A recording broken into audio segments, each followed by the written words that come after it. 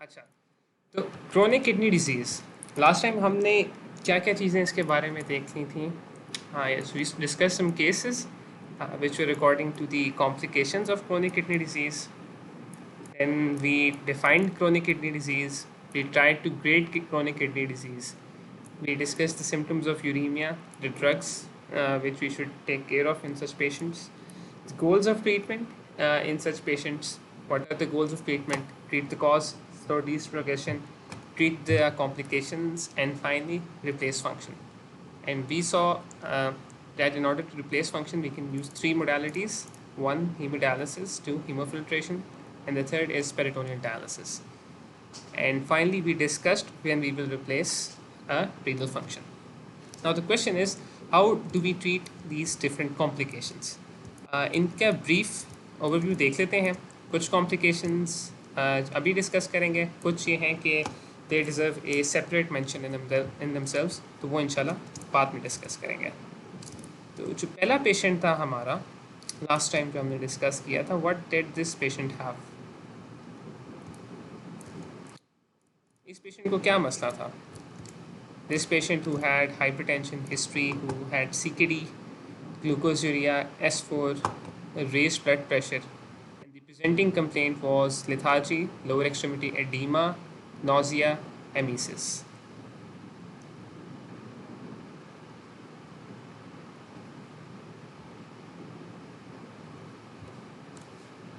क्या कॉम्प्लिकेशन थी इसको? दूसरा जो पेशेंट था, hypertension for the last 10 years इस पेशेंट को थी. This patient lethargy, pallor, and on blood CP there was anemia. How will you treat this complication? Third patient, muscle cramps, periorbital paresthesia. On labs, calcium, serum calcium was low. How will you treat this complication? The second last case, इसको क्या मसला था? Glomerulonephritis, constipation, abdominal pain, hypercalcemia. How will you treat this complication? Finally, our patient who had uremic encephalopathy and uremic thrombocytopathy. How will you treat that patient? चलो anaemia वाले से start करते हैं. It's the simplest of them all. How will you treat that patient? क्या करना चाहिए इस patient को who has anaemia in the context of chronic kidney disease?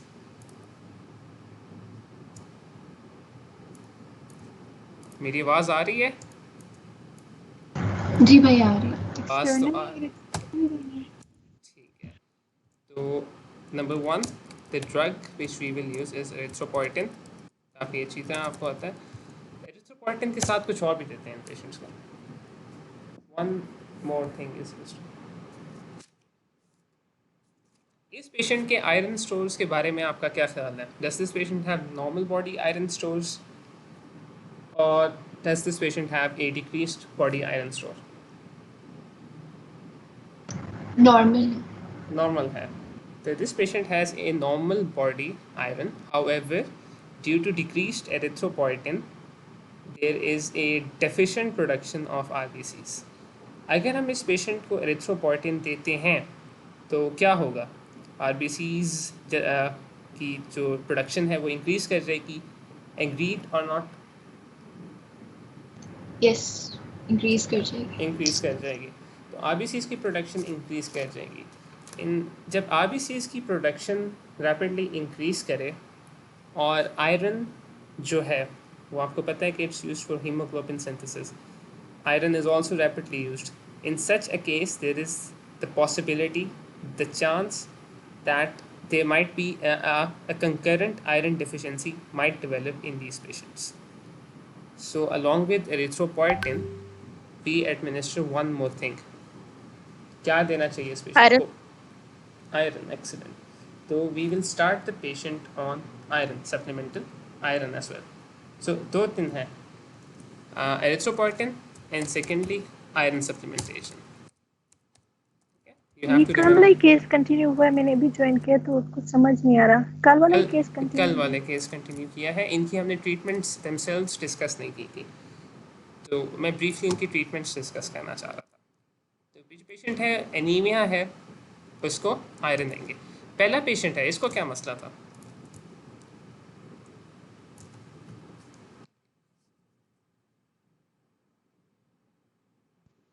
Complicated CKD.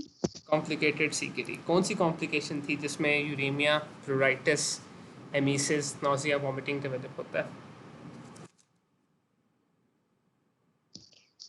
Uraemia की वजह से। बिल्कुल यूरेमिया की वजह से। तो this patient who has uremia, how will you manage this patient's uremia? Dialysis करेंगे। डायलिसिस करेंगे, एक्सीलेंट। तो इट्स वेरी सिंपल, डायलिसिस करेंगे। Third case, secondary hyperparathyroidism. How will you manage this secondary हाइपरपैराथायरॉयडिज्म?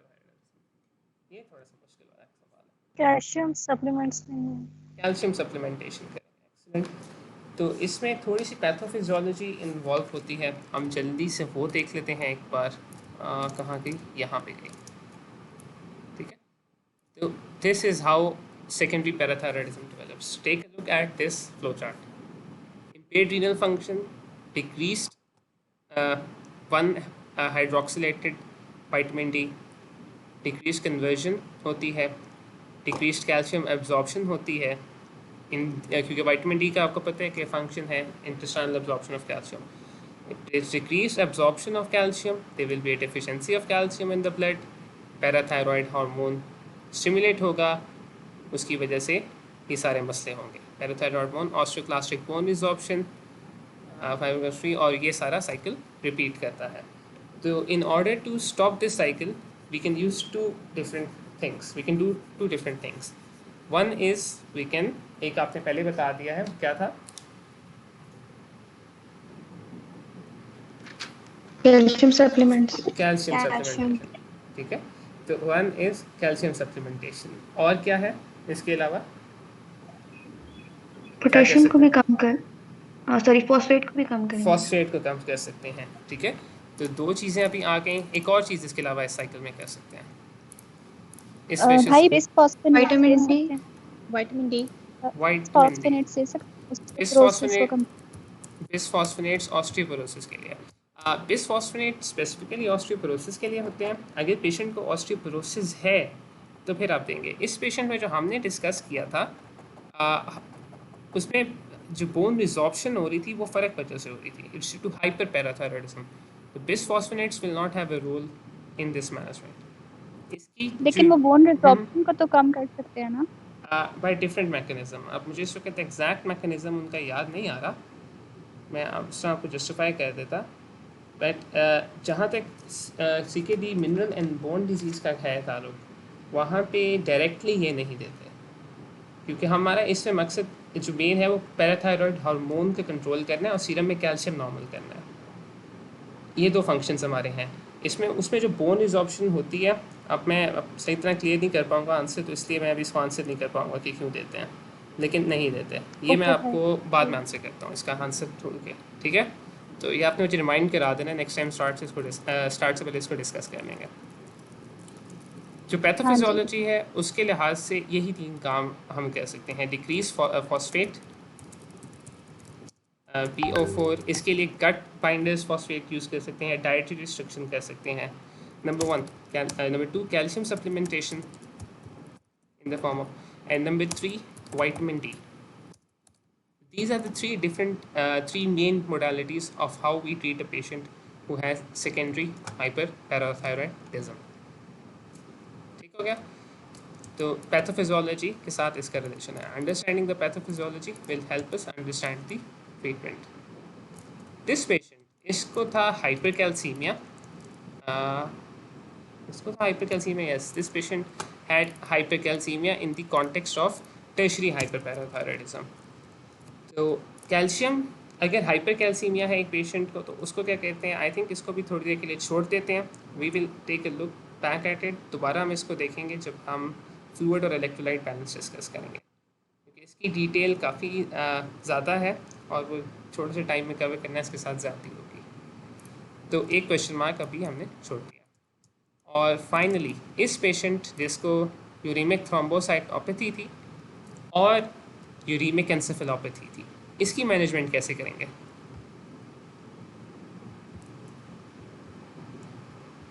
Platelets लगाएंगे। Dialysis, ठीक है। तो platelets हम लगाएंगे अगर प्लेटलेट्स का लेवल कम हो। अगर हम इस पेशेंट में प्लेटलेट्स लगाएंगे तो जो हम एक्स्ट्रा प्लेटलेट्स लगाएंगे वो भी काम करना छोड़ देंगी। Why is that? वो क्यों है? क्योंकि प्लेटलेट डिसफंक्शन होगी ना, यूरिया हाँ, लेवल ज़्यादा बिल्कुल है। बिल्कुल, प्लेटलेट डिसफंक्शन होगा, यूरिया लेवल ज़्यादा है। तो the treatment of this patient uremia is dialysis. तो की पॉइंट टेक अवे है कि always remember those that mnemonic the 5 vowels of dialysis. तो क्रोनिक किडनी डिजीज़ में यही इंपॉर्टेंट चीज़ें हैं। आज जो हमने डिस्कस करना है वो स्टार्ट करने से पहले मैं कुछ सुनाना चाहूँगा आपको। इंटरेस्टिंग चीज़ है, अच्छा वक्त है, ज़रा सुन लेते हैं इसको। ये हमने लास्ट टाइम डिस्कस किया था कि this was in AV fistula. अब इस एवी फिस्टुला को जब ऑस्कल्टेट करते हैं तो कुछ सुनाई देता है, और ये ऑस्कल्टेशन फाइंडिंग काफ़ी इंटरेस्टिंग सी है। इस ऑस्कल्टेशन फाइंडिंग को मैं आपको सुनाता हूँ। हेडफोन्स लगा लें, मैं साउंड प्ले करता हूँ। तो जब आप इस एवी फिस्टुला को ऑस्कल्टेट करते हैं आपको ये सुनाई देता है। Sorry, my bad. वीडियो में दोबारा लोड करनी पड़ी तो एक ऐड प्ले हो गया। मैं अभी आपको प्ले करके सुनाता हूँ। तो जब आप ऑस्कल्टेट कहते हैं आपको ये सुनाई देता है।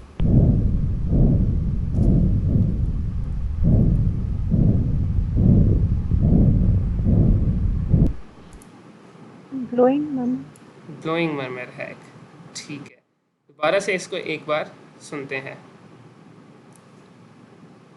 क्या मरमर के अलावा कोई हार्ट साउंड्स या कुछ और सुनाई दे रहा है? गौर से सुने।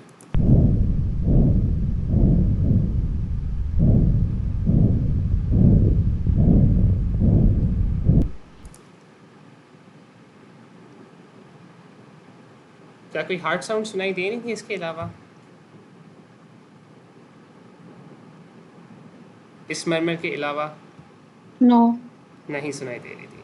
अच्छा, क्या इसकी साउंड इंटेंसिटी एक जैसी थी, या कभी आपको लगा है कि ऊपर हुई है, मतलब इंक्रीज हुई है? डिक्रीजिंग थी। अच्छा, सिर्फ डिक्रीजिंग थी या इंक्रीज भी होती है? पल्सेटाइल थी। ऊपर से कम नीचे आती है, ऊपर से फिर हाँ, नीचे आती है, फिर ऊपर से नीचे ऊपर आती से है। नीचे आती है, एक्सीलेंट। पल्सेटाइल थी, ऊपर से नीचे आती है, टू एंड फ्रो थी। इस तरह का मरमर जो टू एंड फ्रो होता है, जो पल्सेटाइल होता है, वो एवी फिस्टुलास के ऊपर सुनाई देता है। इस तरह के इस पेशेंट को है, और इस तरह के मरमर को क्या कहते हैं? एक बार दोबारा सुने इस मरमर को, फिर मैं आपको बताऊंगा इसे क्या कहते हैं।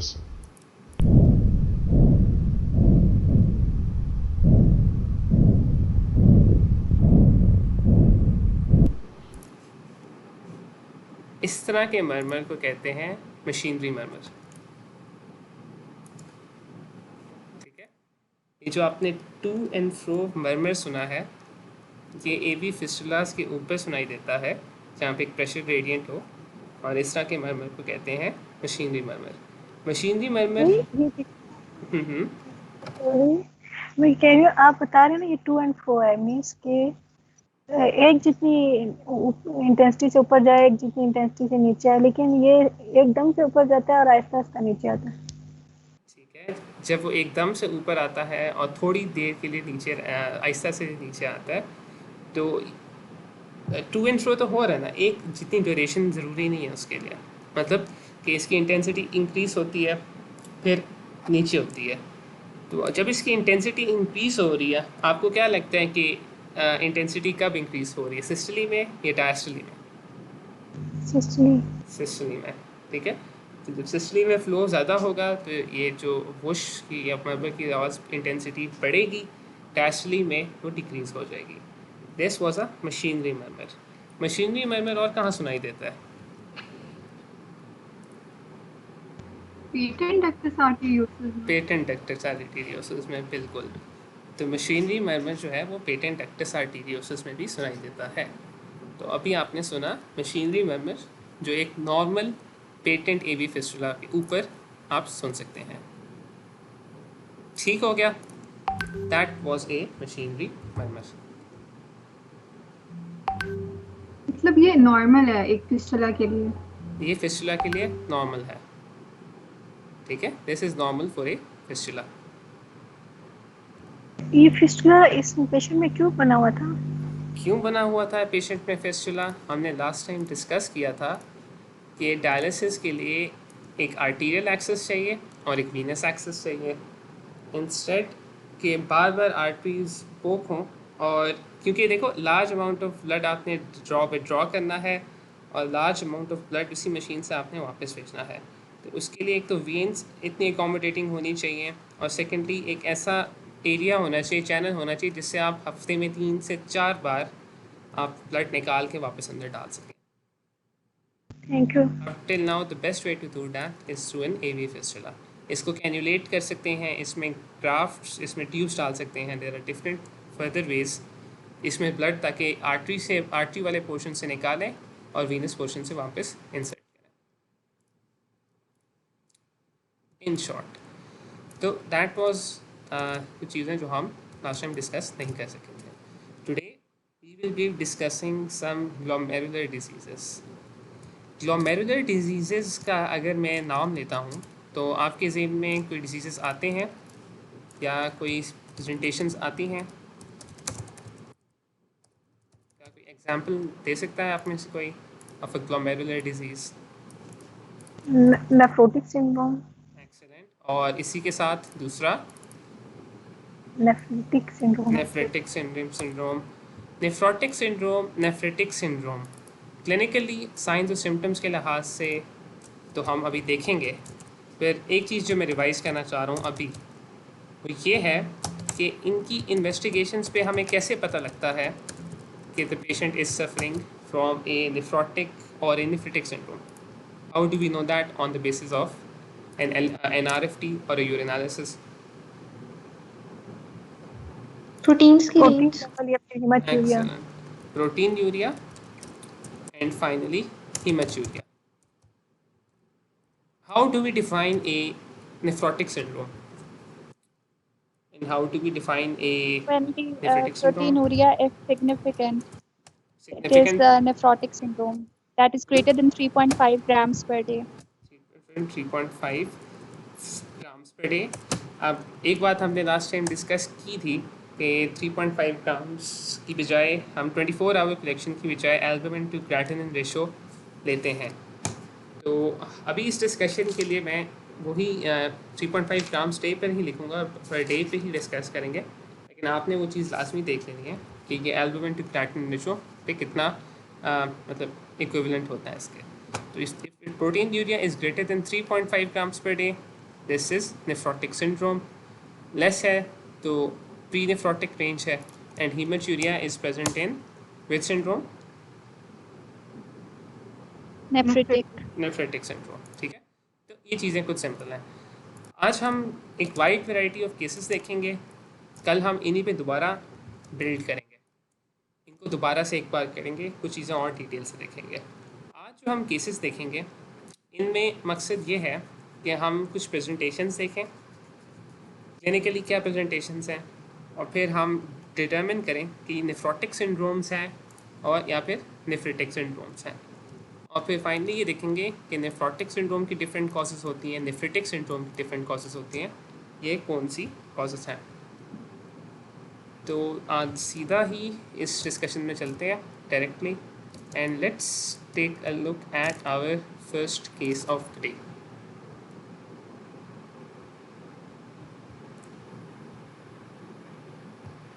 हिस्ट्री को पढ़ें, मैं इसके फीचर्स दोबारा से मैं खुद हाईलाइट करता हूँ।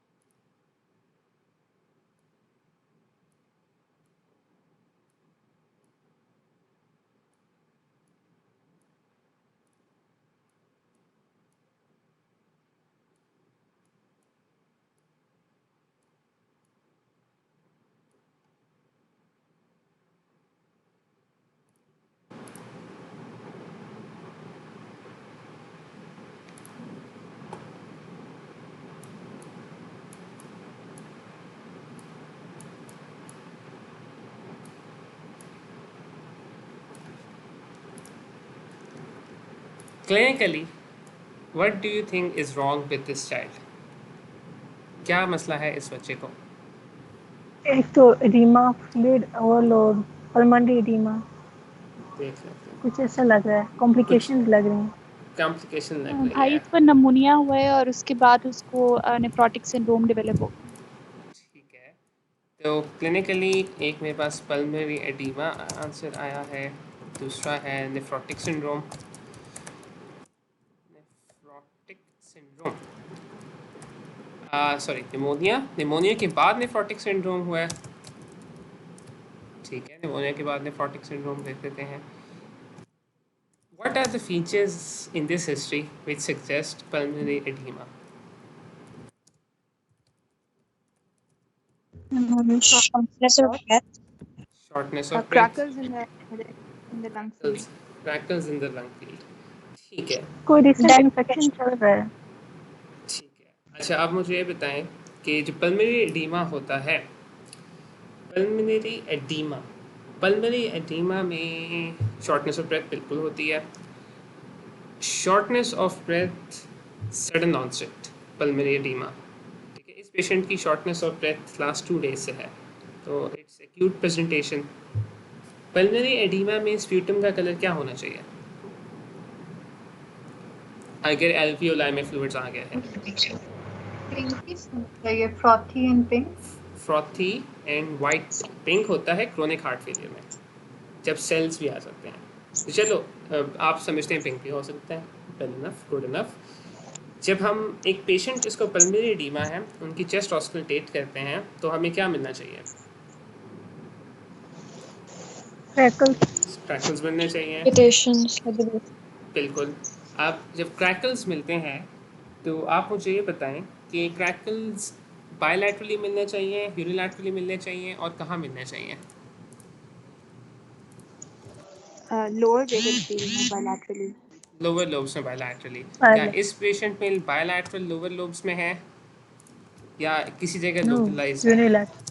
यूनिलैटरल है, ठीक है। इस पेशेंट को लोकलाइज, हाँ, इस पेशेंट को एक तो लोकलाइज्ड है। अच्छा, ठीक है। तो अभी तक हिस्ट्री क्या सजेस्ट कर रही है, पल्मोनरी एडीमा या समथिंग एल्स? निमोनिया लग रहा है। निमोनिया लग रहा है। चलो, इस पेशेंट को निमोनिया आपको लग रहा है, कैसे निमोनिया हम देख सकते हैं या कोई इन्वेस्टिगेशन जिस पे हम निमोनिया को विजुलाइज कर सकें और पल्मोनरी एडीमा से डिफरेंशिएट कर सकें? जस्ट एक्सरे, स्प्यूटम एनालिसिस करा लें और एक्सरे भी। X-ray, Chest X-ray. Chest X-ray is somewhat more specific. CBC पे आपको टिपिकल फाइंडिंग्स मिलेंगी जो आपको वैसे एग्जामिनेशन में मिल रही हैं। It will only confirm your findings, leukocytosis, neutrophilia होगा साथ एक्सेट्रा। तो चेस्ट एक्सरे हम इस पेशेंट का जल्दी से देख लेते हैं। अच्छा, ये चेस्ट एक्सरे थोड़ा सा इसमें एक फैलेसी है, गलती है। जो चीज़ मैं आपको दिखाना चाह रहा हूँ कि हमने पल्मोनरी एडीमा के साइंस जो देखे थे, क्या क्या साइंस थे इस पे चेस्ट एक्सरे के एग्जामिनेशन पे, क्या क्या मिलना चाहिए था?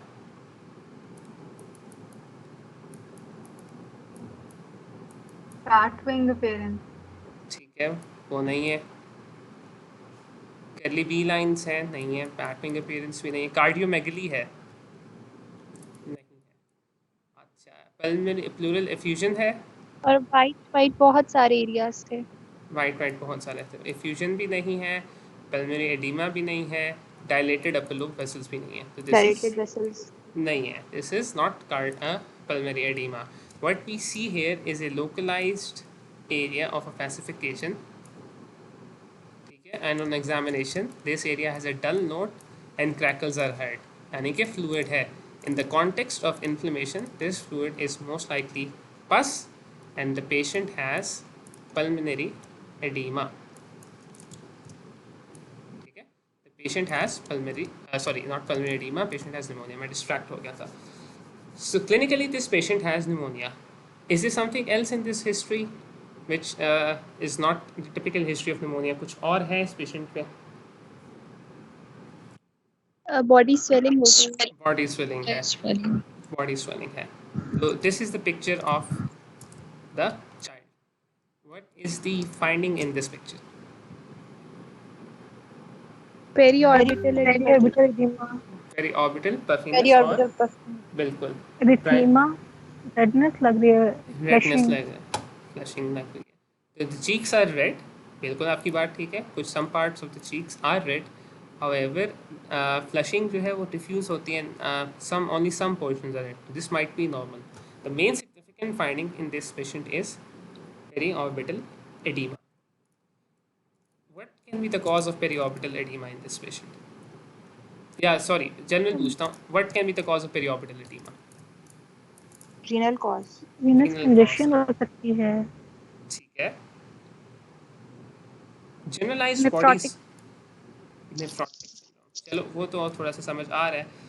अब एक क्लिनिकल इसमें चीज़ इंपॉर्टेंट है, अभी तक हम दो पेशेंट्स देखते हैं, दो तरह के पेशेंट्स देखे हैं बॉडी स्वेलिंग्स के साथ।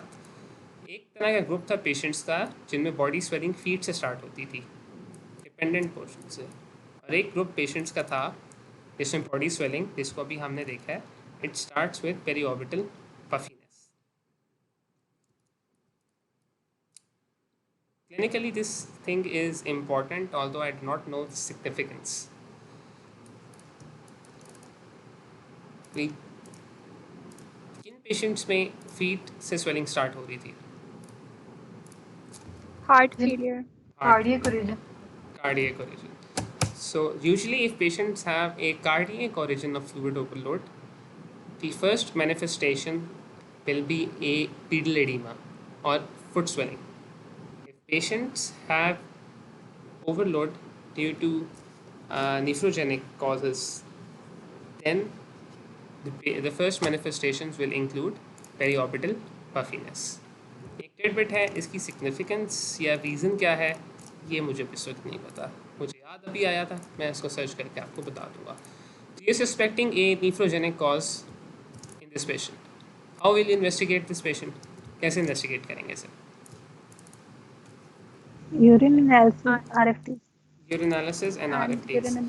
बिल्कुल हमने कहा था कि these are the staple investigations जो हर पेशेंट में लाजमी होती हैं in patient who has a renal function. तो urinalysis and RFTs, significant urinalysis में प्रोटीन है,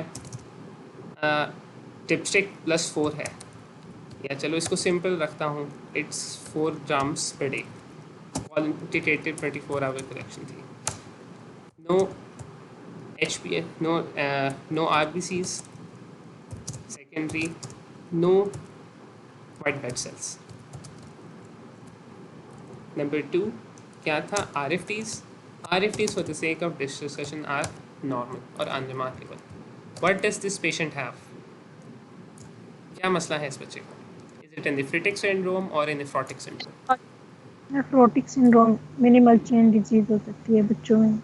ठीक है, तो this is a nephrotic syndrome. अब दूसरी बात आपने काफ़ी अच्छी की, this is a minimal change disease. This patient has A nephrotic syndrome और a nephrotic presentation which is complicated by pneumonia. अब नेफ्रोटिक सिंड्रोम पे निमोनिया क्यों हो रहा है इस पेशेंट को?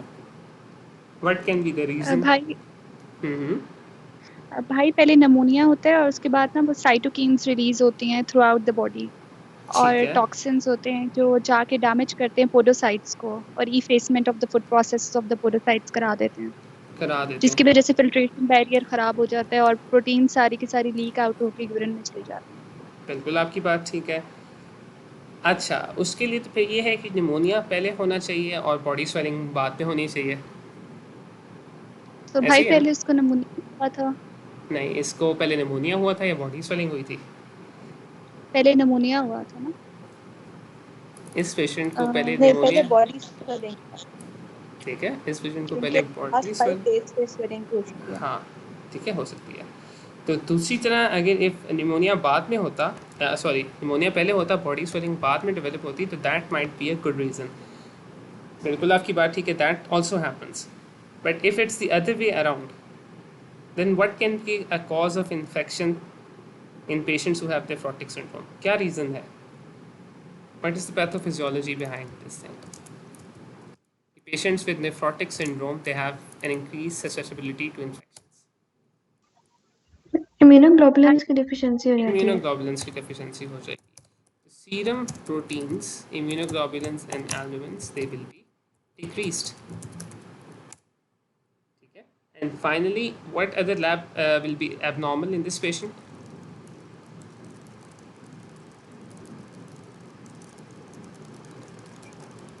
Okay. Okay. Serum lipids will be also be abnormal. There will be hyperlipidemia or lipids will be raised. So this patient has a typical nephrotic syndrome. How can we confirm our diagnosis in this patient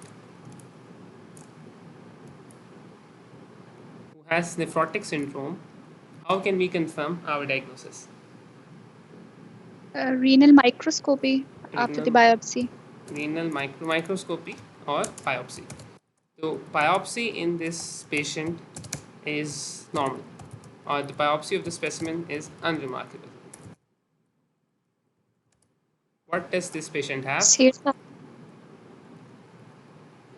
और क्या इसके अलावा आपने immunofluorescence भी करवाते हैं ठीक है इम्यूनोफ्लोरेसेंस करा देते हैं हाँ बायोप्सी के सैंपल वैसे भी मिनिमल चेंज डिजीज में तो अनरिमार्केबल ही होती है unremarkable होती है the biopsy is normal so what does this child have this child has minimal change disease ठीक है this is a typical presentation of minimal change disease minimal change disease है एक childhood presentation nephrotic syndrome की अब इसमें biopsy करवाते हैं या नहीं करवाते ये चीज़ है जो एंड में डिस्कस करना चाहूँगा दोबारा आपसे इससे अभी क्वेश्चन मार्क्स लगा रहा हूँ ठीक है तो this patient had minimal chest disease काफ़ी सिंपल सा केस था जल्दी आपने पकड़ लिया अगला केस देखते हैं आहिस्ता आहिस्ता आसानी से हम आसान केसेस से भाई क्वेश्चन है जी पूछें भाई इसमें ब्लड प्रेशर तो रेज्ड है तो मिनिमल चेंज डिजीज में तो नॉर्मोटेंसिव नहीं होता नॉर्मोटेंसिव हाइपरटेंसिव आप कैसे डिफाइन करते हैं how do you define a patient who is hypertensive what should be the blood pressure ये सिस्टोलिक 140 से ज़्यादा हो और डायस्टोलिक 90 से ज़्यादा हो ठीक है ज़्यादा हो तो patient has 130 by 80 it can be pre-hypertensive or normotensive but in the अभी clinical cases में हम डिस्कस करते हैं it's not hypertensive दूसरी बात यह कि अगर ज़्यादा डिटेल लिखी होती तो उसमें फिर आपको उस पर अगर फोकस कराना होता टिपिकल केस सिनेरियो जो प्रॉफ में जिस तरह आते हैं उनमें फिर वो 2 या 3 रीडिंग्स अगर बीपी पे ज़्यादा फोकस करना होता वो ये 2 या 3 रीडिंग्स देते जब आपको सिर्फ एक रीडिंग दी हुई है तो इसका मतलब है for all intents and purposes the patient is normotensive आप इसको हाइपरटेंसिव नहीं कंसिडर करेंगे ठीक है भाई थैंक यू ठीक है भाई मैंने क्वेश्चन पूछा जी पूछें इस क्वेश्चन में वैसे तो हमें पता है कि वे स्टडिंग रीनल तो हमें पता है हमने उस तरह से नैरो डाउन करना है लेकिन और भी तो डिजीज़ हो सकती हैं जिसमें पेरीऑर्बिटल पफिनेस होती है हमने और तो कोई टेस्ट नहीं कराया मतलब to rule out other things क्योंकि और तो इसमें कोई ऐसी रिमार्केबल फीचर नहीं है तो इस तरह के जो केस होते हैं ना आप ये आपके लिए आसानी है कि रीनल हम पढ़ रहे हैं आपको पता है चलो और कौन कौन से डिजीजेस होते हैं जिसमें हो सकती है पफिनेस पेरीऑर्बिटल एनाफिलेक्सिस में होती है और थायराइड में हो सकती है थायराइड में हो सकती है और मैं देखता जाता हूँ ये एनाफिलॉक्सिस में होती है बिल्कुल आपकी बात ठीक है प्रेजेंटेशन दोनों में हो सकती है पेरीऑर्बिटल पफिनेस की थायराइड स्पेशली किस में स्पेसिफिकली होती है हाइपोथायराइड में और किस डिजीज में हो सकती है आ रहे हैं ज़हन में यही दो आ रहे हैं चलो अगली तो आ रहे हैं कोई मसला नहीं है अच्छा चलो हम इसी तरह देख लेते हैं देखो ये डिजीज़ेस सारी अच्छी बात है आपके ज़हन में आने चाहिए एक छोटी सी केस स्टेटमेंट के अंदर ना इंसानों को एक्सक्लूड करना कभी कभी पॉसिबल नहीं होता लेकिन ये चीज़ आपने सीखनी है क्योंकि आपसे जो क्वेश्चंस आएंगे प्रॉफ के अंदर वो इसी तरह आएंगे और कुछ चीज़ें ना काफ़ी क्लियर कट होती हैं जिस तरह एनाफिलैक्सिस है एनाफिलैक्सिस अगर एक बच्चे को एलर्जी है किसी चीज़ से और एक एनाफिलैक्टिक रिएक्शन है तो ज़ाहिर बात है the patient will have shortness of breath the patient will also have periorbital puffiness पर ड्यूरेशन कितनी होगी फीचर्स की ये बताएं मुझे few hours होगी few minutes to few hours बिल्कुल 2 दिन की हिस्ट्री है तो उसका मतलब है कि एनाफिलैक्सिस नहीं हो सकता because we all know anaphylaxis is a sudden presentation lasting hours या फ्यू मिनट्स जो भी एक्सपोजर हुआ उसके विद इन मिनट्स जो है फीचर्स डेवलप होना शुरू हो जाते हैं तो This history does not favor anaphylaxis. Presentation, this prolonged presentation of 2 days does not favor anaphylaxis. Secondly, anaphylaxis में patient febrile नहीं होता, ठीक है. Thirdly, anaphylaxis hypotensive होता है. Excellent. Thirdly, hypotensive होता है. Fourthly, anaphylaxis में airways को क्या होता है, खुलते हैं, narrow होते हैं, कंस्ट्रिक्शन होती है. तो अगर एयरवेज कंस्ट्रिक्टेड हैं तो ऑस्कल्टेशन पे क्या फाइंडिंग मिलेगी आपको? वीज मिलेगी. तो इस पेशेंट में वीज भी नहीं है. तो देखो कितने ज़्यादा फीचर्स हैं which are not suggesting anaphylaxis. तो that is why this patient does not have anaphylaxis. आपकी बात बिल्कुल ठीक है कि प्रेजेंट जो सिम्टम्स हैं they favour anaphylaxis. However the duration of symptoms and 3 important physical examination findings, they all point away from anaphylaxis. ठीक हो गया. this is that's why this is not anaphylaxis. Hypothyroid की बात करते हैं. Hypothyroidism में periorbital puffiness डेवलप होती है. इसको क्या कहते हैं? It's called something. ऑफ्थैल्मोपैथी कहते हैं, ग्रेव्स. चलो ग्रेव्स ऑफ्थैल्मोपैथी होती है. चलो हाइपोथायरॉइड, चलो उसको छोड़ देते हैं अभी थोड़ी देर के लिए, जो वर्ड है उसको. थायराइड डिजीज़ में 2 दिन में कौन सा डिजीज़ है हाइपोथायरॉइड जिसमें 2 दिन में पेशेंट हाइपोथायरॉइड हो सकता है? कैसा डिजीज़ आपके जहन में आता है? ग्रेव्स की presentation sudden onset 2 days fever, shortness of breath के साथ हो सकती है. नहीं, इट्स क्रॉनिक होती है थायराइड की. बिल्कुल. एक तो ग्रेव्स क्रॉनिक होती है. सेकेंडली, ग्रेव्स में ऑप्थैल्मोपैथी जो होती है उसमें पेरिऑर्बिटल पफिस नहीं होती, उसमें एक्सोप्थैल्मोस होता है जिसमें आइज बाहर प्रोट्रूड कर रही होती है. दूसरी वो चीज़. तीसरी चीज़ टैकीकार्डिया. चलो ग्रेव्स में टैकीकार्डिया हो सकता है, लेकिन अदर देन दैट ग्रेव्स में चेस्ट फाइंडिंग्स क्या आपको ऐसी मिलेंगी? नहीं मिलनी चाहिए.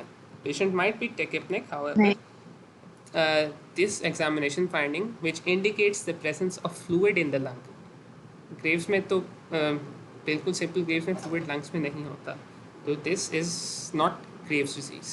अब हाइपोथायरॉइड की बात कहते हैं. हाइपोथायरॉइड में मेंटल स्लोइंगनेस होती है, बॉडी स्वेलिंग होती है, लिथार्जी होती है, वीकनेस होती है, हाइपरटेंशन होती है, ब्रेडिकार्डिया होता है. Does this patient have those features? No. So what we have to do is we have to see the symptoms and we have to see the duration of symptoms.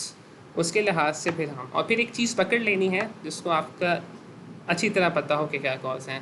जिस तरह इस patient में body swelling, oedema, periorbital puffiness, it's telling you the cause is renal. And there are no findings which indicate an abdominal or liver cause or heart cause. तो फिर आप renal की तरफ इसलिए आए हैं. ठीक है. तो डिफरेंसेस बनाएं, देखें टाइम पीरियड के लिहाज से क्या फीचर्स हैं जो सपोर्ट कर रहे हैं, क्या फीचर्स जो उसके अगेंस्ट हैं. तो this was case number 1. Case number 2 या अभी और क्वेश्चन है किसी का? चलो केस नंबर 2 पे आते हैं जल्दी से. It's very typical case. इसकी एग्जामिनेशन फाइंडिंग्स हम देख लेते हैं, फिर इम्पॉर्टेंट हिस्ट्री पॉइंट्स में हाईलाइट कर रहा हूँ.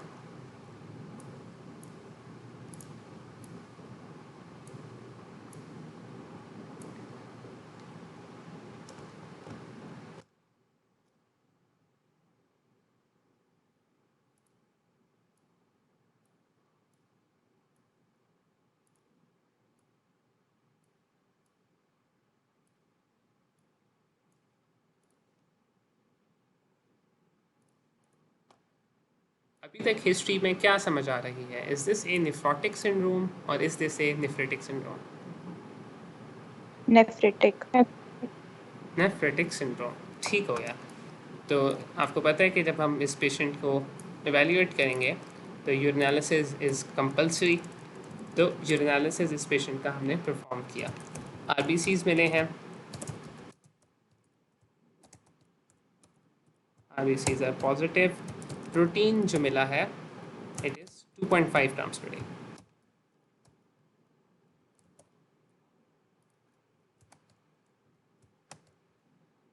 What does this patient have? Nephrotic syndrome तो है ही है। आप इस पेशेंट को बताएं क्या मसला है। काफ़ी टिपिकल सा केस सिनेरियो है। Membranous nephropathy. Membranous nephropathy. अच्छा, इस चीज़ को मैं ऊपर लिख लेता हूँ। ये पोस्ट हो सकते हैं पोस्ट नेफ्राइटिस। तो एक तरफ आप सस्पेक्ट कर रहे हैं कि मेम्ब्रेनस ग्लोमेरुलर नेफ्रोपैथी एक आंसर आया था और दूसरा आया था PSGN, ऐसे ही है nephropathy, and number 2 is PSGN। अच्छा, ठीक हो गया। मेम्ब्रेनस नेफ्रोपैथी, नेफ्रोपैथी का क्या मतलब है?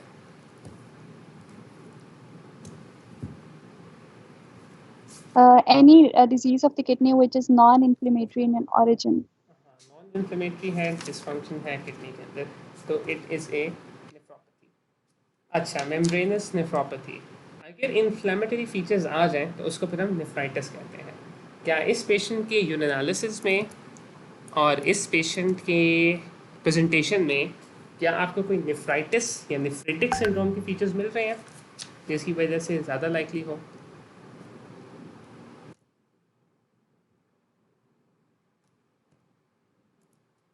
नेफ्राइटिस के में नेफ्राइटिस के मिल रहे हैं। तो आपको इस पेशेंट में, सॉरी मेरा सिस्टम साउंड आपको सुनाई दे रहा हो कि मैंने टर्न ऑफ कर दिया। अच्छा, तो इस पेशेंट में नेफ्राइटिस के फीचर्स मिल रहे हैं, ठीक है। तो it's a nephritis, not a nephropathy, number 1। Number 2, urinalysis पे चलो अभी भी हमें कन्फ्यूजन है, we not sure. How will you confirm whether this is a nephropathy, membranous nephropathy और ए PSGN? कैसे, क्या इन्वेस्टिगेशंस आप कराना चाहेंगे इन दोनों में फर्दर डिफरेंशिएट करने के लिए? ASO titres, excellent. तो एक तो एसोटाइटिस मिल जाएंगे, number 1 ASO titres in this patient are positive. उससे भी थोड़ा सा आगे चलते हैं। हाउ कैन यू डिफिनेटिवली से व्हाट दिस पेशेंट हैज़? अच्छा, कैसे पता लगेगा? वही भाई मैं कल से बोल था, लेकिन कल्चर अभी तक नहीं होगा, वो काफी देर हो चुकी है, वो पेट भी हो जाए तो फिर उसके बाद ठीक है, देखो specific biopsy, microscopy, renal biopsy, बिल्कुल। तो रीनल बायोप्सी पे आपको क्रीसेंट फॉर्मेशन मिल रही है।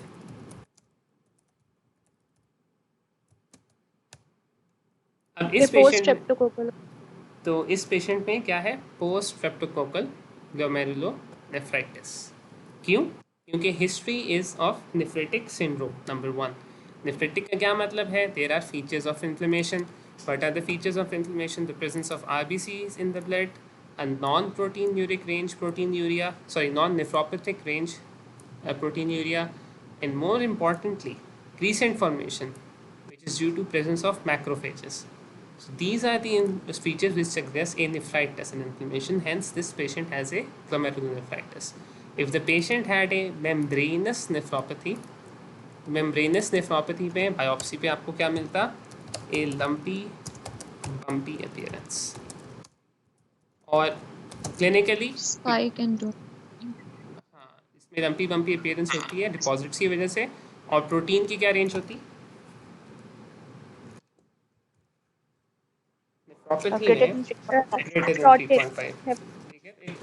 भाई वो एक्चुअली आई वांटेड टू से कि वो वाला जो syndrome I just mixed it, वो जो एक नेफ्रेटिक सिंड्रोम होता है in children after the post respiratory infection, वो भी मेम्ब्रेनस नेफ्रोपैथी की तरह के ही होता है, लेकिन उसमें यही होता है कि नेफ्रेटिक सिंड्रोम होता है और रेस्पिरेटरी ट्रैक्ट की इन्फेक्शन की हिस्ट्री होती है और हीमाचूरिया होता है। Respiratory tract nephropathy, yes, IgA nephropathy. अच्छा, IgA नेफ्रोपैथी, ठीक है। मैं सॉरी, मेम्ब्रेनस नेफ्रोपैथी में तो मैं मेम्ब्रेनस बोल दिया। अच्छा, कोई मसला नहीं है, ठीक है।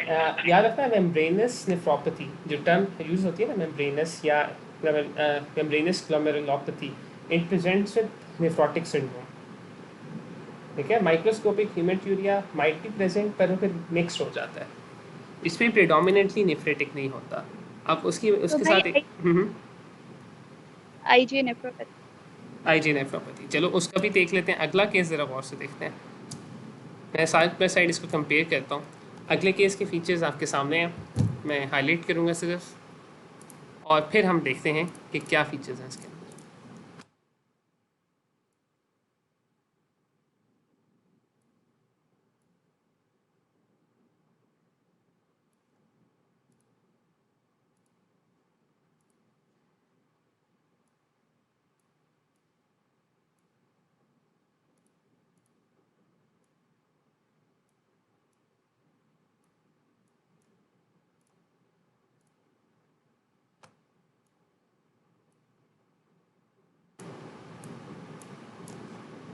अभी तक इस पेशेंट की क्लिनिकल प्रेजेंटेशन क्या है, नेफ्रेटिक है या नेफ्रोटिक है? नेफ्रेटिक। नेफ्रेटिक, ठीक है। तो what are the features which indicate a inflammation और नेफ्राइटिस? फीवर, फीवर, ठीक है। नंबर 2 सोर थ्रोट, चलो साथ साथ है। नेफ्रेटिक, नेफ्रेटिक के फीचर्स क्या हैं specifically? Red discoloration of urine. ठीक है, excellent. Red discoloration of urine and secondly hypertension. अब इस पेशेंट को, लेट्स से कि इस पेशेंट का भी हम यूरिनालिसिस करते हैं, and यूरिनालिसिस and RBC, sorry यूरिनालिसिस is the same, as और बायोप्सी को भी हम जरा साइड पे रखते हैं। What does this patient have now? A documented nephritic syndrome. क्या बीमारी है इस पेशेंट को?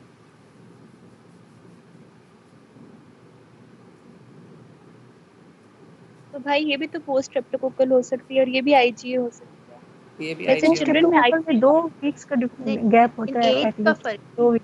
ठीक है, तो दोनों केसेस में कुछ ओवरलैपिंग बातें आई हैं, लेकिन मैं क्लियरली बता देता हूँ। एक ये है कि एज का फ़र्क है, बिल्कुल ठीक है। एक आया था कि ये आईजी नेफ्रोपैथी भी हो सकता है और दूसरा पोस्ट स्ट्रेप्टोकोकल भी हो सकता है, बिल्कुल ठीक है।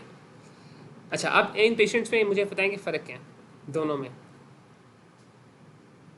एज का, एज का नंबर 1, और दूसरा टाइम पीरियड का भी है।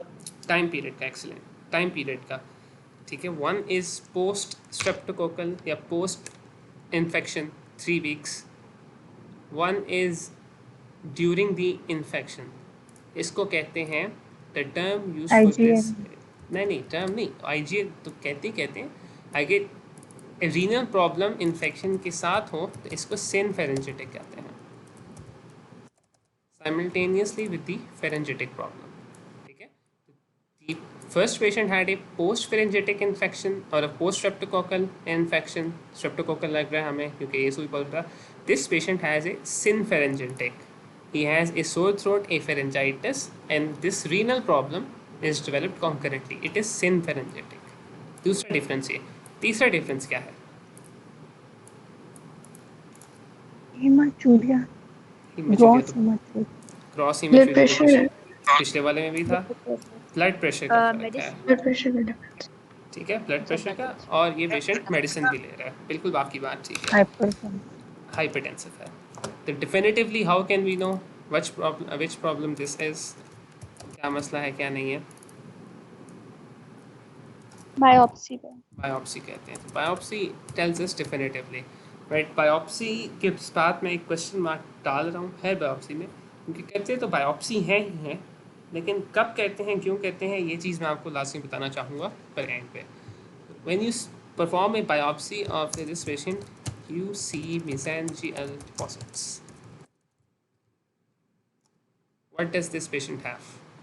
IgA nephropathy. This patient has IgA nephropathy. ठीक है. तो without biopsy results, what are the key differences? जो MCQs में भी आते हैं, in real life practice में भी आते हैं. What are the key differences between IgA nephropathy and PSCN?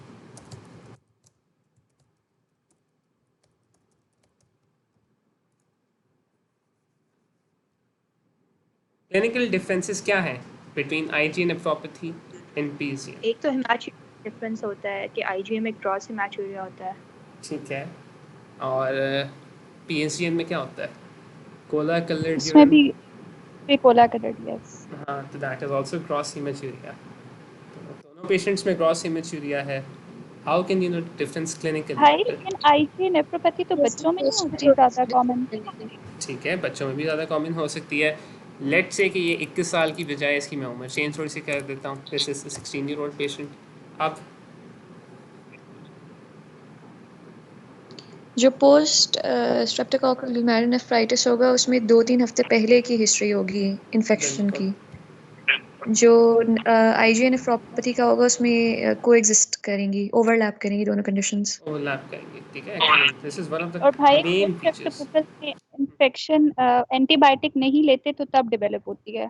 तब डेवलप होता है, तो वो अभी हिस्ट्री केस स्टेटमेंट्स में ना कभी कभी ये चीज़ें नहीं दी होती, तो वो एक ऐसी चीज़ है जो एक ज़रूरी है। बिल्कुल आपकी बात ठीक है, नहीं जब एंटीबायोटिक्स प्रॉम्प्ट ट्रीटमेंट होती इसलिए पीएचडी डेवलप होता है, बट उस हिस्ट्री का होना केस स्टेटमेंट में दिया होना या ना होना इतना ज़रूरी नहीं है। उसके अलावा और इम्पॉर्टेंट फीचर्स हैं, वो दो पोस्ट फीचर्स हैं। स्ट्रेप्टोकोकल में हाइपरटेंशन नहीं होती है, इसमें हाइपरटेंशन होती है। हाइपरटेंशन कम होती है, बिल्कुल। तो ये दो इंपॉर्टेंट फीचर्स हैं which you have to remember when you see a patient who has developed a nephritis and there is also a history of sore throat or upper respiratory tract infection, otitis media, sore throat, sinusitis, etc. So if the patient has a synpharyngitic nephritis, it is most likely an IgA nephropathy. Sometimes this is the only difference given in case scenarios. IgA nephropathy is synpharyngitic, post streptococcal is post streptococcal, post infectious. 3 हफ्ते का difference होता है। और hypertension जो है वो IG nephropathy का एक प्रोमिनेंट फीचर हो सकता है। एज ग्रुप के लिहाज से बात करें तो आईजी नेफ्रोपैथी बच्चों में और यंग एडल्ट्स में होती है, तो anywhere from the age of 7, 8, 9, 10 up till 20-25 Ig nephropathy हो सकती है। Remember age is not a such an important factor over here. The presence disease being synpharyngitic और पोस्ट फेरेंजेटिक, ये सबसे इम्पॉर्टेंट डिफरेंस है इन दोनों में, ठीक है। This third case was IgA nephropathy. IgA nephropathy में भाई हमें कभी कभी यानी कि कोई हमें क्रॉनिक इलनेस पे मिलती है, जैसे सीलिएक डिजीज़ या डर्मेटाइटिस herpetiformis या हेनलॉक शॉनलेक पर्प्यूरा, उसमें नहीं होता पोस्ट स्ट्रेप्टोकोकल ग्लोमेरुलोनेफ्राइटिस में। आपने बिल्कुल सही कहा है, आपको एसोसिएशन मिल जाती हैं। और उसी सिलसिले में हम अगला केस देख लेते हैं जल्दी से। इसकी हिस्ट्री आप ज़रा गौर से पढ़ें।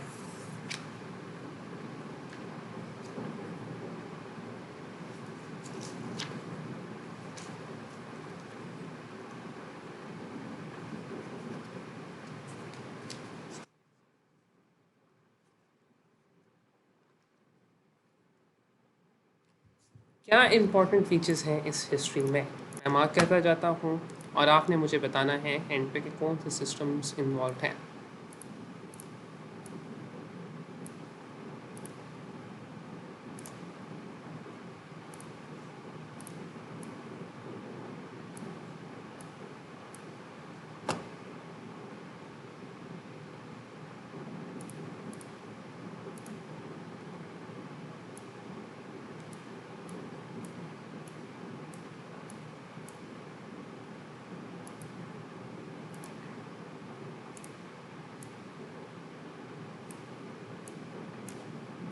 इस एग्जामिनेशन फाइंडिंग नहीं है, ये भी हिस्ट्री की फाइंडिंग है। इसको मैं ऊपर कर लेता हूँ, हम इस रैश को एग्जामिन करेंगे।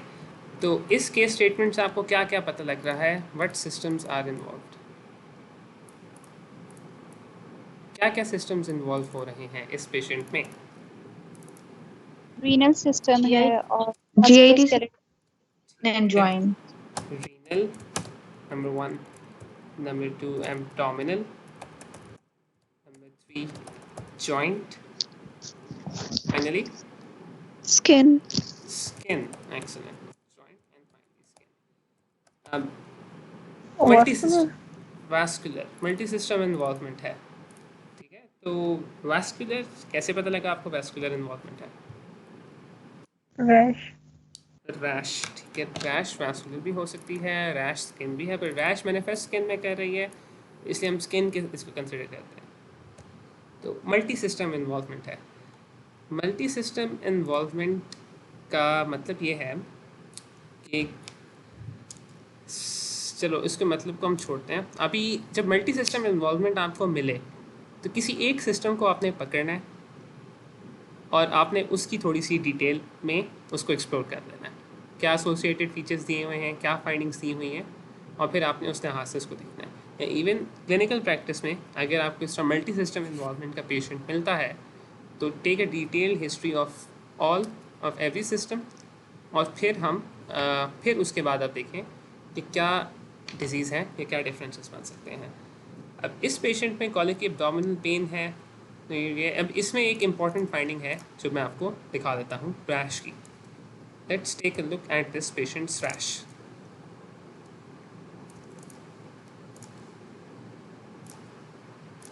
ठीक है, क्योंकि रैश काफ़ी हेल्पफुल है। क्या इस तरह की रैश हमने पहले देखी है किसी दिन? नहीं, कल देखे थे। कल देखे थे। पर्परा। ठीक है, तो मैं अभी मार्क करता हूँ और आपने मुझे बताना है क्या क्या है। ये जो पिन पॉइंट एक स्पॉट नज़र आ रहा है यहाँ पे, या यहाँ पे दो नज़र आ रहे हैं, what are these? TKI. TKI. And these larger spots over here, what are these? पर्परा। Purpura. If I say that I can feel these purpura, I can palpate them, तो इनको फिर क्या कहते हैं?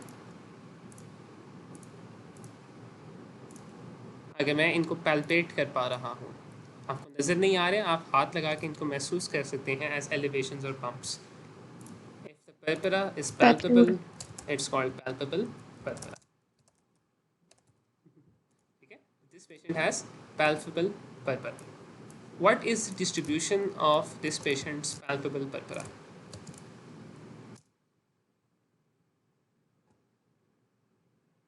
डिफ्यूज। ठीक है, इस तस्वीर में कहाँ कहाँ आपको नज़र आ रहा है? थाइस पे। ठीक है, थाइस पे है, हिप्स पे है, बटक्स पे है और काफ पे है। दोनों तरफ है या सिर्फ एक तरफ है? बायलैटरल। बायलैटरल है या सिमेट्रिक है? तो एग्जामिनेशन फाइंडिंग जो है ना स्किन की इस पेशेंट की, वो मैं लिख देता हूँ अभी आपके सामने। This patient skin bilateral lower extremity palpable purpura. ठीक है, जॉइंट एग्जामिनेशन में आपके सामने इस पेशेंट की आपको बता देता हूँ। Joint is swollen, red, slightly tender. Abdominal examination मैं आपको बता देता हूँ, mild tenderness to deep palpation, diffuse.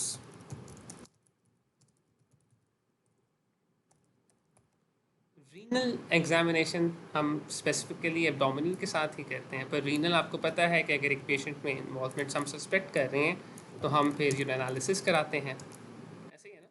We perform a urinalysis because it is important. Urinalysis इस पेशेंट का हमने कराया तो हमें माइक्रोस्कोपिक हीमेचूरिया मिला, यानी कि विजिबल सैंपल पे नहीं था, बट माइक्रोस्कोपी पे हमें हाई पावर फील्ड में 3 से 4 रेड ब्लड सेल्स मिल गए। ठीक है, 4 RBCs पर हाई पावर फील्ड। प्रोटीन्स जो हैं उस पेशेंट के 1 ग्राम पर डे हैं for the sake of discussion, और RBCs जो हैं वो डिस्मॉर्फिक है। यूरिनालिसिस में सिर्फ इतनी सी बात पढ़ के, just by reading this statement, where do you think the disease is localized in this patient? कहाँ पे है? ट्यूब्यूल्स पे है, ग्लोमेरुलाई पे है, ग्लोमेरुलाई पे है। तो अभी तक जो हिस्ट्री आपने पढ़ी है इस पेशेंट की, what do you think the patient has? Is it a nephritic syndrome or a nephrotic syndrome? Nephritic syndrome है, excellent. The patient has a nephritic syndrome. What is this disease which is causing a nephritic syndrome in this patient?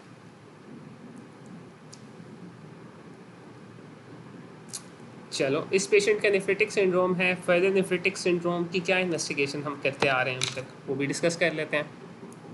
Enka वगैरह, सी Enka, P Enka. और चलो, आपने Enka करा दिया, Enka, सी Enka, P Enka negative है, और कुछ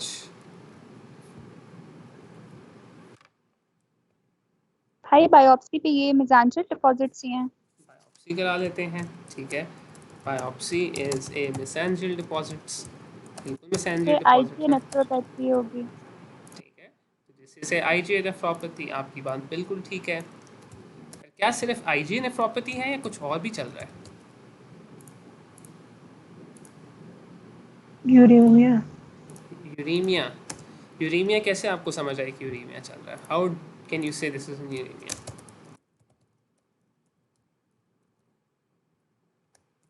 जस्टिफाई योरसेल्फ। नी जॉइंट में पेन है, साथ में परपरा। अच्छा, साथ में पर आया तो आपको पता लग गया कि यूरेमिया है। How will you, when will you say that the patient has uraemia? क्या कंडीशन हमने डिस्कस की थी? भाई इसमें मल्टी सिस्टम मैनिफेस्टेशन है तो ब्लड टेस्ट कराएंगे। ब्लड टेस्ट करा सकते हैं, कौन से ब्लड टेस्ट कराएंगे? पर ये सवाल आपका मैं बाद में इसका आंसर दूंगा, पहले मैं यूरेमिया वाले की तरफ से आना चाह रहा हूँ। यूरेमिया कब कहते हैं? जल्दी जल्दी बताओ मुझे, when do we say that a patient has uraemia?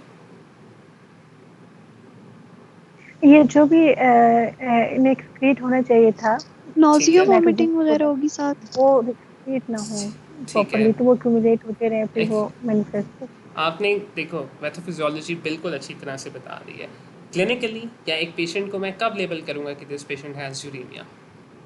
Nausea vomiting symptoms हैं, लेथार्जी हो और नॉजिया ठीक है। वोमिटिंग।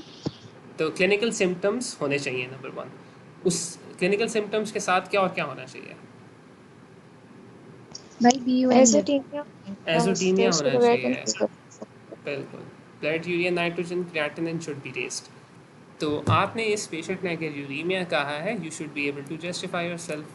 अब इस पेशेंट में सिम्टम्स तो 2 आ रहे हैं, you might be thinking this is uraemia, बिल्कुल ठीक है, यूरेमिया में परपरा होता है। लेकिन उसके लिए क्या आपके पास इंफॉर्मेशन है आरएफटीज़ की, या एजोटीमिया का एविडेंस है आपके पास इस वक्त कोई? सस्पेक्टेड है ना, तो फिर हम करवा सकते हैं आरएफटी। आरएफटीज़ करवा सकते हैं, सस्पेक्ट है, लेकिन जब तक आरएफटीज़ पे एजोटीमिया नहीं आता तब तक आप नहीं कह सकते कि दिस इज़ यूरेमिया। तो क्या इस पेशेंट के आरएफटीज़ में एजोटीमिया है या आरएफटीज़ इसके नॉर्मल हैं? नॉर्मल है। नॉर्मल है, तो is this uraemia? No. This is not uraemia, ठीक है। तो whenever you use the term, आप अगर एक डायग्नोसिस बता रहे हैं या बना रहे हैं, always be ready to support it, ठीक है। यू माइट बी थिंकिंग, तो आप कह दें कि this might be uraemia and I need this investigation to confirm my suspicion. ठीक हो गया? दूसरी बात क्या थी? मल्टी सिस्टम इन्वॉल्वमेंट थी, तो ब्लड टेस्ट, कौन से ब्लड टेस्ट करवाने चाहिए इसमें?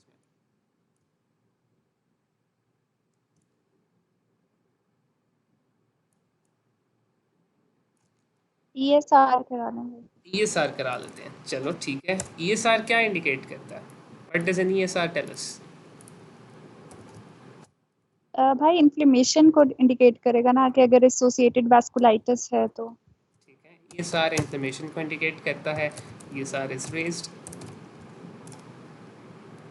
सी reactive protein. C reactive protein, C reactive protein क्या शो करता है?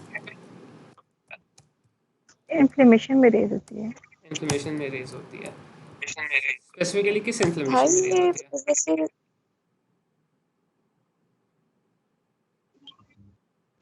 एक्यूट इन्फ्लेमेशन में। एक्यूट इन्फ्लेमेशन में, चलो ठीक है।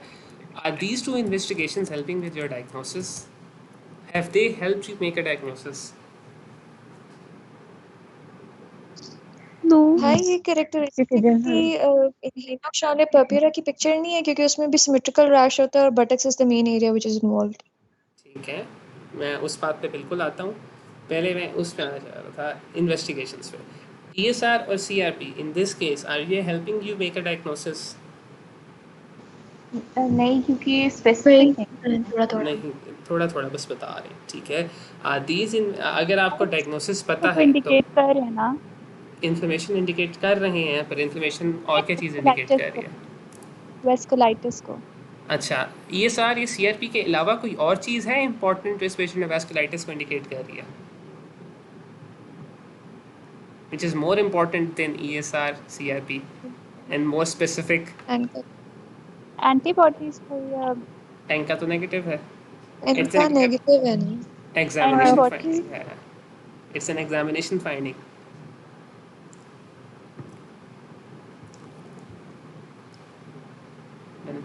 Rash? रैश, ठीक है, स्पेसिफिकली द रैश। अब इसकी तरफ मैं आता हूँ।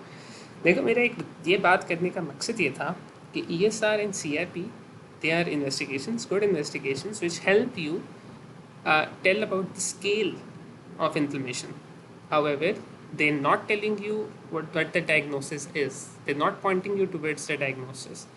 नंबर 1, इन्फ्लेमेशन आपको इनके बगैर ही पता लग गई है, पहली बात। दूसरी बात, आपको जब डायग्नोसिस पता नहीं है तो आप उनको ग्रेडिंग आप डायग्नोसिस की नहीं कर सकते। तो नंबर सेकंड कंडीशन भी जस्टिफाई नहीं कर पा रही इन्वेस्टिगेशंस। नंबर 3, आप इस पेशेंट की मैनेजमेंट जब आप करेंगे तो आप मैनेजमेंट में भी जस्टिफाई, आपको जब डायग्नोसिस नहीं पता तो आप मैनेज नहीं कर सकते, तो आप थर्ड कैटेगरी में भी नहीं कर सकते। तो ESR and CRP will not be good investigations at this time. ठीक है, ये बात आप ज़रा थोड़ी सी समझे जो मैं कह रहा हूँ कि ESR and CRP help us grade inflammation. Corona के पेशेंट्स में आपने काफ़ी सुना होगा, अगर आपका एक्सपीरियंस अब आज तक गुजरा है, कि CRP ESR कराते हैं। They are prognostic indicators, they are indicators of severity of the ongoing inflammation and they help guide treatment choices. However, ESR and CRP are not important for the diagnosis of corona or the diagnosis of pneumonia or the diagnosis of this disease. इस बात पे मैं focus करना चाह रहा था। तो अभी आप डायग्नोसिस पे हैं। देखो, एंका आपका एक डिफरेंशियल आया था जेन में, आपने उस डायग्नोसिस के लिए इन्वेस्टिगेशन कराई, you are able to justify it. Biopsy for the diagnosis, you are able to justify it. ESR और CRP आप अभी जस्टिफाई नहीं कर सकते, even though they are good investigations, this is not the right time for them. जो important चीज़ है जो इन्फ्लेमेशन इंडिकेट कर रही है this patient, that is palpable purpura. What does palpable purpura tell us? Purpura कब होता है? चलें इतना हम डिस्कस करते हैं। हमने कल भी पर्परा देखा था। तो when does purpura happen in a patient?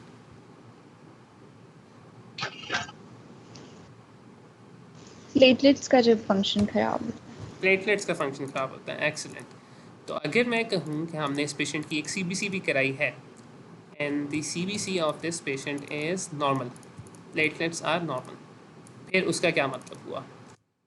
Coagulation profile करवा सकते हैं। कोगुलेशन प्रोफाइल आप करा सकते हैं। अगर कोगुलेशन प्रोफाइल ख़राब होगी या कोगुलेशन फैक्टर्स की कमी होगी तो क्या मैनिफेस्टेशन होती है? Does that manifest as पर्परा?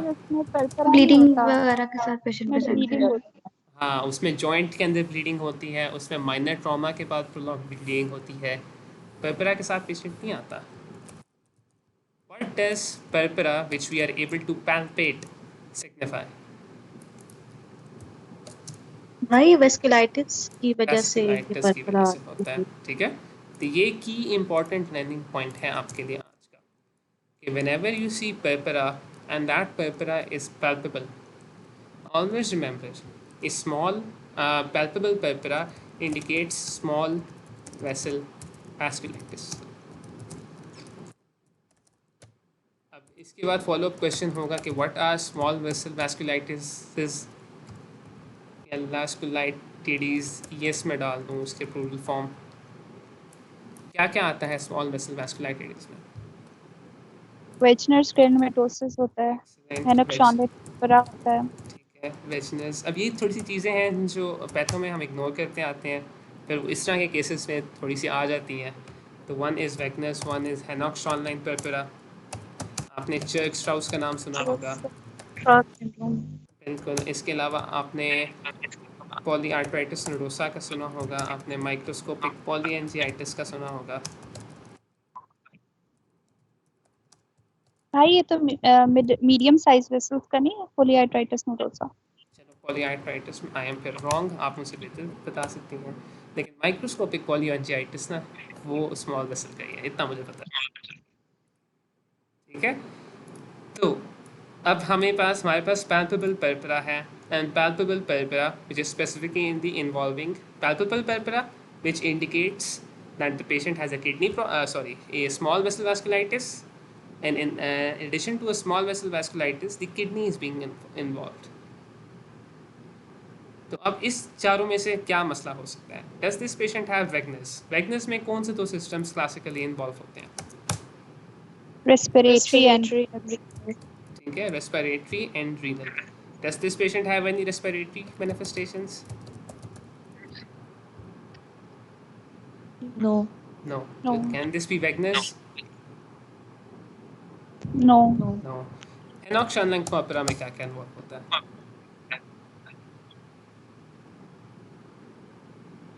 इसमें GIT, renal, skin and joints. GIT, renal plus skin. इसके नाम के अंदर ही purpura है. तो GIT, renal plus skin. हाँ. तो this can be Henoch Schönlein purpura. Church-Strauss में क्या होता है?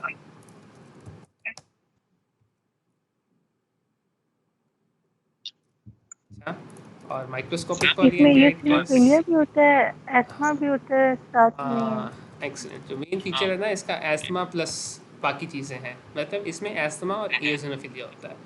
और माइक्रोस्कोपिक पॉलीएंजाइटिस में क्या होता है, इस पर अभी हमें क्वेश्चन मार्क डाल देते हैं। नेगेटिव होता है, इसमें ये चीज़ें नहीं होती, एस्थमा भी नहीं होता। और ठीक है, वेगनस में एंका क्या होता है?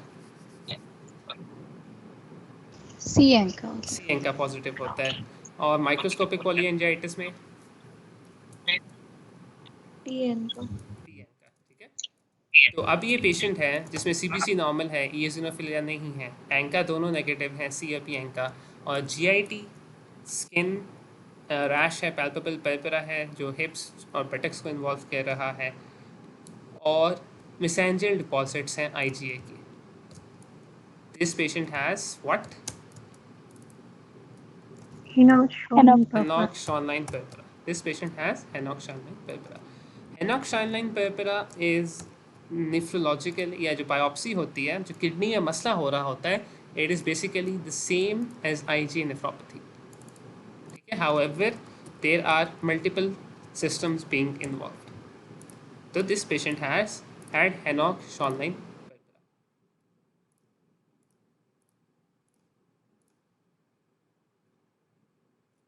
ठीक हो गया? This patient has Henoch Schönlein purpura.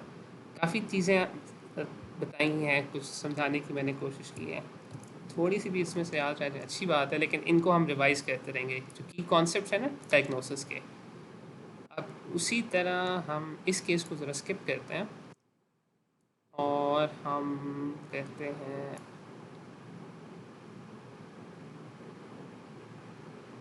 इस केस को देखते हैं।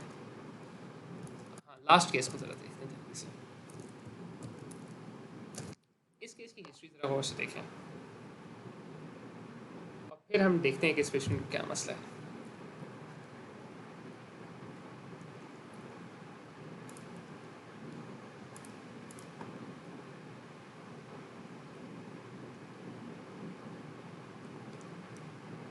स्टेटमेंट इनकम्प्लीट नहीं लग रही? हाँ, इनकम्प्लीट है, मैं वही देख रहा था, मैंने जल्दी में इनकम्प्लीट कर दिया। यहाँ तक ही कहते हैं, यहाँ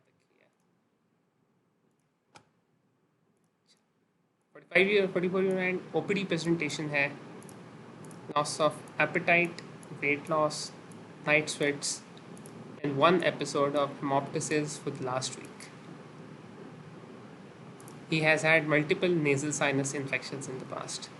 On examination, vitals are BP of 140, pulse 80, respiratory rate 20, and a fever of 99 degree Fahrenheit. मैं एक सेकंड के लिए zoom out करूँगा और फिर मैं zoom in करता हूँ। Yes. Just based on this history, आपको क्या लगता है इस पेशेंट को क्या मसला है? वेजनस ग्रैनियोमेटोसिस। वेजनस ग्रैनियोमेटोसिस, क्यों आपको लगता है वेजनस ग्रैनियोमेटोसिस है? टीबी भी हो सकती है, के भाई उसमें हेमोप्टिसिस भी है और हाइपरटेंशन भी है, नेफ्रोटिक सिंड्रोम वाली, और उसमें ग्रैनियोलोमास बनते हैं साइनसेस में, और ग्रैनियोलोमास की वजह से वो टीएनएफ होने की वजह से loss of appetite, weight loss, night sweats होते हैं। आपकी बात बिल्कुल ठीक है, you are absolutely right. Renal इतनी सी स्टेटमेंट की बेस पे what evidence do you have that this patient has a renal pathology? भाई फर्स्ट तो जहन में टीबी आ रहा है, मैलिग्नेंसी आ रही है। ठीक है, this patient might have TB, this patient might have malignancy. पर आप सबको पता है कि अभी हम है लेकिन वैस्कुलाइटिस पर ट्रेंडोमेटिक कोई भी डिजीज होती है उसमें टीबी जैसे साइन सिम्टम्स आते हैं। आते हैं, बिल्कुल आते हैं। तो टीबी, मैलिग्नेंसी और नंबर 3 जो है, क्योंकि आपको पता है हम पढ़ ही ग्लोमेरुलर डिजीजेस पढ़ रहे हैं, तो वैगनस आता है। वैगनस का दूसरा नाम है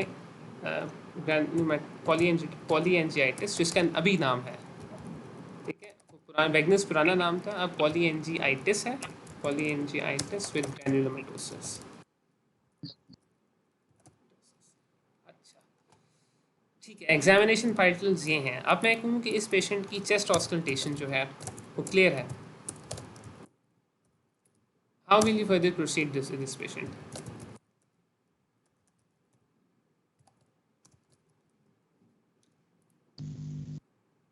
इस पेशेंट में आप कैसे प्रोसीड करेंगे? टीबी रूल आउट हो गया है। टीबी ऐसे ही रूल आउट हो जाता है या टीबी को रूल आउट करने का कोई और तरीका होता है? पहले चेस्ट एक्सरे करवा लें, उसमें देख लें कि कोई कैविटेशंस नहीं है। ठीक है, चेस्ट एक्सरे करा लेते हैं और कैविटेशन होती है। तो इस पेशेंट का चेस्ट एक्सरे ये है।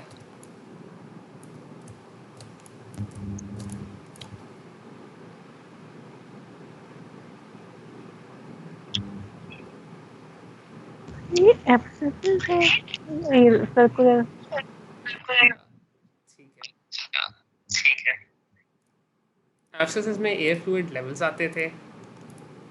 इस पेशेंट में आपको सिंपल टर्म्स में क्या नज़र आ रहा है? मैं कुछ एरियाज वैसे एरो से हाईलाइट है, येलो एरियाज किस एरिया की तरफ पॉइंट कर रहे हैं? स्पेसिफिकली इस एरिया को क्या कहते हैं?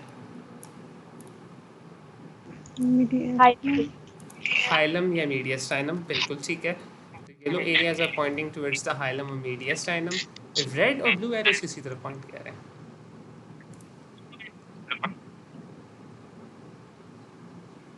कंसोलिडेशन कंसोलिडेशन है, कैविटेशन हो सकती है। चलो, तो देयर आर सर्टेन कैविटेशंस, ठीक है, एंड सर्टेन शैडोज और opacities in the hilar reason. अगर एक पेशेंट को टीबी है तो टीबी पे कैविटेशंस या फाइंडिंग्स कहाँ मिलती हैं टिपिकली? अपर लोब में। अपर लोब में मिलती हैं, ठीक है। अब ये अपर लोब में तो नहीं है, एक्सरे में एक फीचर अगेंस्ट टीबी है। चलो, एक्सरे पे आपको मल्टीपल शैडोज मिल रहे हैं और एक ये एरो पॉइंट हो रहा है, हाइलर ओपेसिटीज मिल रही है। अब आप क्या करेंगे इसके बाद? What will you do next?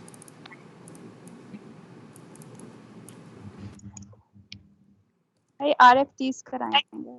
ठीक है, आपको पता है कि हम रीनल पढ़ रहे हैं, तो आपने कहा कि हम आरएफटीज इस पेशेंट के करा लेते हैं। तो आरएफटीज यूरिनालिसिस में माइक्रोस्कोपिक हेमेचूरिया है प्लस डिस्मॉर्फिक सेल्स हैं। नहीं भाई, हम लोग ब्लड प्रेशर देखकर मैं कह रही हूँ कि उसके आरएफटीज करवाएं, क्योंकि साथ साइनस की इन्फेक्शन की भी हिस्ट्री है। बिल्कुल ठीक है, आपने बिल्कुल ठीक कहा है। डिस्मॉर्फिक फीचर्स हैं और प्रोटीन्स हैं 1 ग्राम पर डे।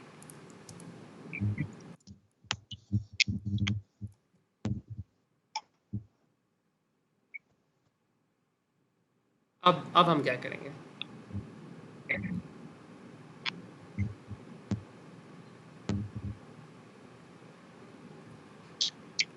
क्या ये नेफ्रिटिक सिंड्रोम के फीचर्स हैं, नेफ्राइटिस के फीचर्स हैं, या पेशेंट को नेफ्रोटिक कोई मसला है?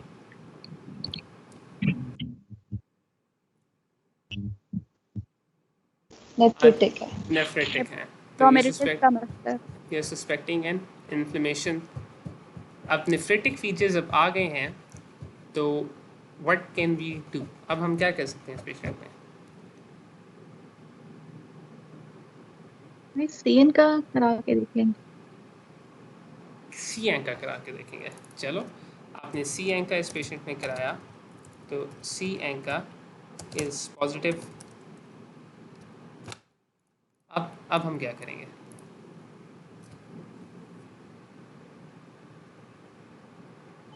बायोप्सी। आपने बायोप्सी भी करा ली, ठीक है, बायोप्सी भी आपको क्रीसेंट्स मिले,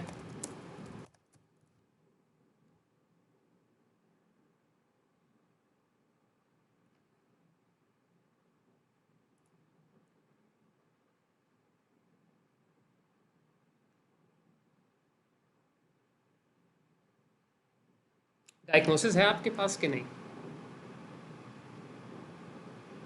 रैपिडली प्रोग्रेसिव ग्लोमेरुलोनेफ्राइटिस।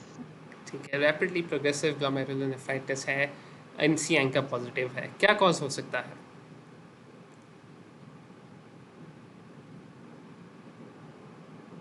वेजनस, पॉलीएंजाइटिस विद ग्लोमेरुलोमेटोसिस। तो अभी तक इसे है ही है वेजनस विद पॉलीएंजाइटिस, फिर वो RFTs वाली जो एक हिंट है ना, वो तो आपको तब मिली जब आपको पता है कि आप इस वक्त पढ़ ही ग्लोमेरुलर डिजीजेस होते हैं। Let's take that out for a moment. Chest पे जो इतनी ज़्यादा फाइंडिंग्स मिली है, how will you evaluate this? इस पेशेंट को फिर आप कैसे वैल्यूएट करेंगे फर्दर?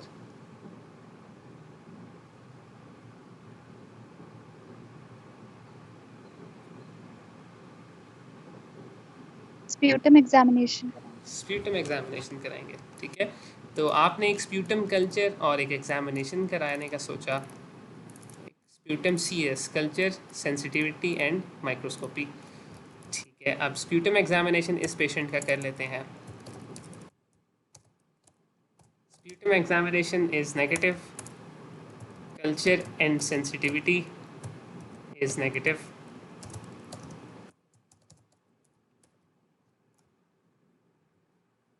फिर अब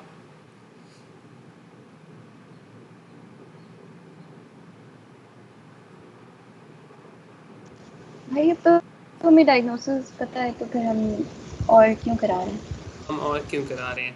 तो हमने डायग्नोसिस पता है क्योंकि हमने RFTs करा लिए, हमें नेफ्राइटिस मिला, हमने बायोप्सी उसके बाद करा ली। हम अब इस वक्त थोड़ा सा साइड से चल रहे हैं। लेट्स से कि हमने इस पेशेंट की RBC यूनालिसिस हमें अनरिमार्केबल मिला या हमने बायोप्सी नहीं कराई, we just going forward with the chest examination of this patient, या चेस्ट पे जो फाइंडिंग्स हमें मिली हैं अगर हम उससे आगे चलें। देखो ना, दो तरीके हैं, एक आपने RFTs को पकड़ लिया इस पेशेंट की और आपने RFT से आके इन्वेस्टिगेशंस कराई, आपके जहन में जो आती गई आपको डायग्नोसिस मिल गया। दूसरा लेट से कि अगर RFTs इस पेशेंट के नॉर्मल हैं तो आपने फिर चेस्ट एक इन्वेस्टिगेशन करा ली, स्प्यूट जैसे एक सार आपके सामने स्प्यूटम नेगेटिव है, कल्चर सेंसिटिविटी नेगेटिव है, अब आप क्या करेंगे इस पेशेंट में?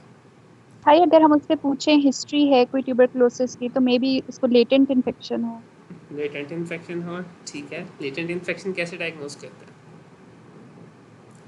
आपको पता है? स्किन टेस्ट कराते हैं, मॉन्टू टेस्ट। तो प्यूरिफाइड प्रोटीन डेरिवेटिव, इस पेशेंट की रिएक्शन है 5 मिलीमीटर्स का या 5 सेंटीमीटर होता है, I am not sure, but 5 है, मतलब नॉर्मल रिएक्शन है। अब आप बताएं फिर क्या करेंगे? इन डिजीज़ की जो लिस्ट है इसमें से क्या क्या रूल आउट कर चुके हैं अभी तक आप? टीबी, ठीक है। दूसरी चीज़ कैसे रूल आउट करेंगे? मैलिग्नेंसी के लिए कोई CT स्कैन करेंगे? CT स्कैन करेंगे।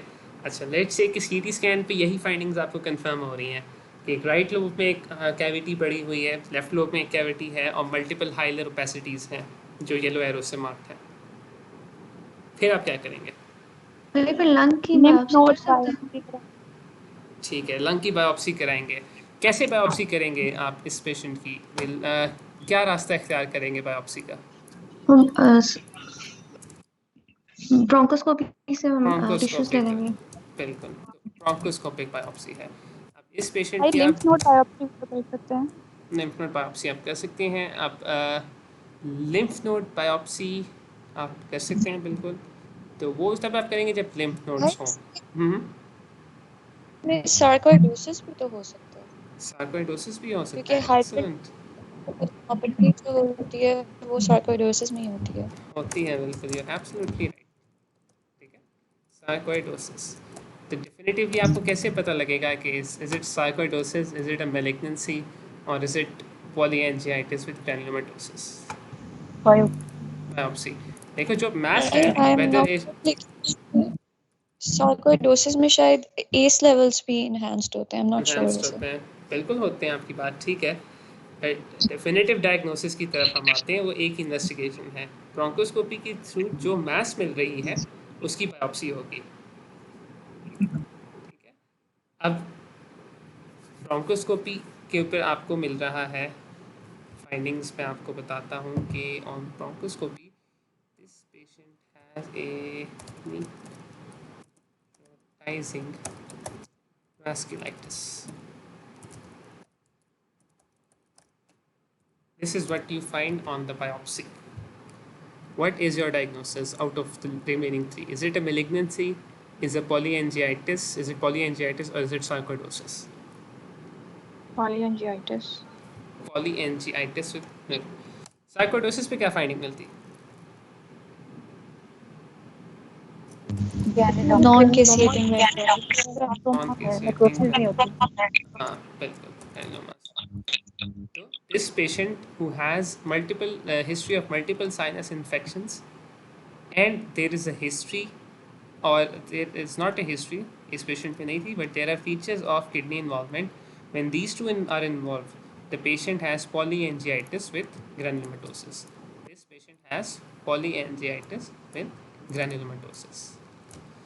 ये थोड़ा सा केस डिफरेंट था और थोड़ा सा मुश्किल भी था इस लिहाज से कि जब आपको प्रॉफ में क्वेश्चंस आएंगे उसमें आपको क्लियर कट दो चीज़ें सिस्टम्स आपको इन्वॉल्व करेंगे, जिस तरह हैनलॉक शेनलॉन परपरा के केस में था।